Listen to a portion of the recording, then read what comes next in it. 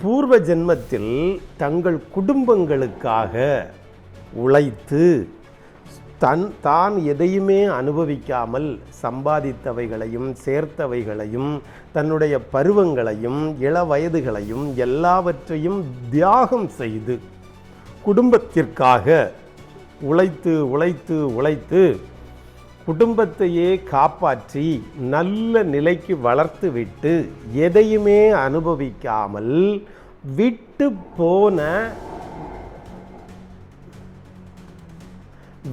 போன மனிதர்கள், அது ஆண்களோ பெண்களோ அம்மாவோ அப்பாவாக இருக்கலாம், அவர்கள் சொந்த குடும்பத்திலே வந்து பிள்ளைகளாக பிறப்பார்கள். 4 ராசிகள் கழிந்த ஜென்மத்தில் குடும்பத்திற்காக உழைத்து உழைத்து உழைத்து தான் எதையுமே அனுபவிக்காமல் போனவர்கள் 4 ராசியில் வந்து பிறப்பார்கள்.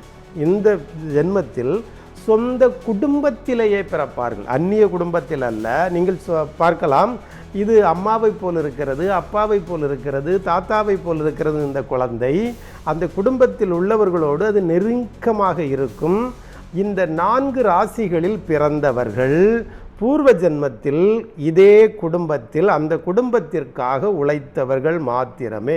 அது யார் என்றால், முதலாவது இருப்பது துலாம் ராசி, அதில் 2வது இருப்பது கடக ராசி, 3வது இருப்பது மகர ராசி, 4வதாக இருப்பது மேச ராசி.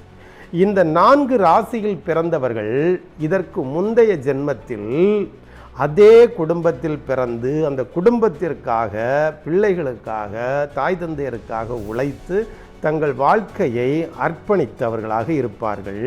இந்த 4 ராசிக்காரர்களும் ஒரு வீட்டில் பிறந்தால் அந்த வீடு அது முதல் செழிப்படைய ஆரம்பிக்கும். இந்த 4 ராசிக்காரர்களும் ஒரு வீட்டில் பிறந்தால் அந்த வீடு செழிப்படைய ஆரம்பிக்கும். அவர்கள் ஒரு வீட்டில் புகுந்த வீட்டிற்கு போனால், இந்த 4 ராசிக்காரர்களும் ஒரு புகுந்த வீட்டிற்கு போனால் அந்த வீடு செழிப்படைய ஆரம்பிக்கும். இந்த 4 ராசியில் பிறந்த ஆண்கள் எந்த கம்பெனியில் வேலை பார்த்தாலும், எந்த மனிதர்களிடத்தில் வேலை பார்த்தாலும் அந்த கம்பெனி வளர்ந்துவிடும், அந்த மனிதர்களுடைய வாழ்க்கையும் செழித்துவிடும். இப்படி இந்த 4 ராசியும் இருக்கிறது. மேஷம், கடகம், துலாம், மகரம்.